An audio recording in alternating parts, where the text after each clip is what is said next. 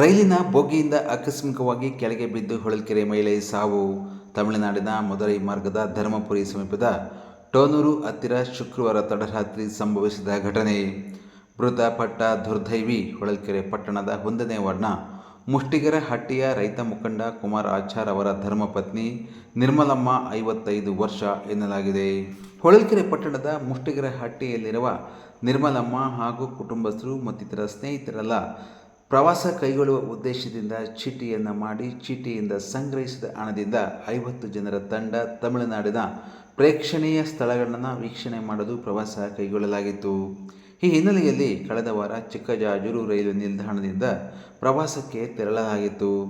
ಪ್ರವಾಸ ಮುಗಿಸಿ ಊರಿಗೆ ವಾಪಸ್ಸಾಗಲು ಕನ್ಯಾಕುಮಾರಿಯಿಂದ ಮದುರೈ ಮಾರ್ಗವಾಗಿ ಬೆಂಗಳೂರಿಗೆ ಸ್ಲೀಪಿಂಗ್ ಕೋಚ್ನಲ್ಲಿ ಪ್ರಯಾಣಿಸುತ್ತಿರುವಾಗ ತಡರಾತ್ರಿ ಶೌಚಾಲಯಕ್ಕೆ ಹೋದಾಗ ಆಕಸ್ಮಿಕವಾಗಿ ಕಾಲು ಜಾರಿ ಬೋಗಿಯಿಂದ ಕೆಳಗೆ ಬಿದ್ದ ಘಟನೆ ಸಂಭವಿಸಿದೆ.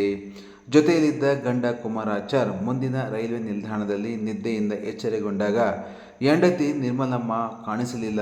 ಗಾಬರಿಗೊಂಡು ಬೋಗಿಯನ್ನು ಪರಿಶೀಲಿಸಿದಾಗ ಅವರ ಚಪ್ಪಲಿ ಮತ್ತು ಫೋನ್ ಬೋಗಿಯ ಶೌಚಾಲಯದ ಹತ್ತಿರ ಬಿದ್ದಿದ್ದನ್ನು ನೋಡಿ ತಕ್ಷಣವೇ ಸ್ಥಳೀಯರಿಗೆ ಮಾಹಿತಿ ನೀಡಿದ್ದಾರೆ.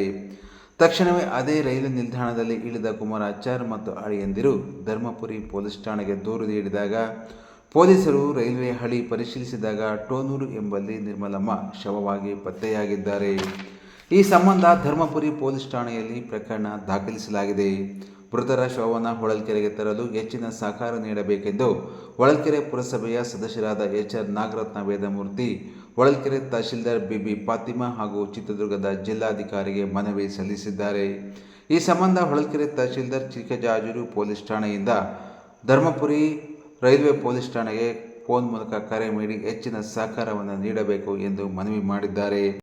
ಚೀಟಿಯ ಹಣದಿಂದ ಒಂದು ವಾರ ಕುಟುಂಬಸ್ಥರ ಜೊತೆ ತಮಿಳುನಾಡು ಪ್ರವಾಸ ಕೈಗೊಂಡಿದ್ದ ನಿರ್ಮಲಮ್ಮ ಶವವಾಗಿ ಊರಿಗೆ ಬರುತ್ತಿರುವುದು ದುರಂತವೇ ಸರಿ.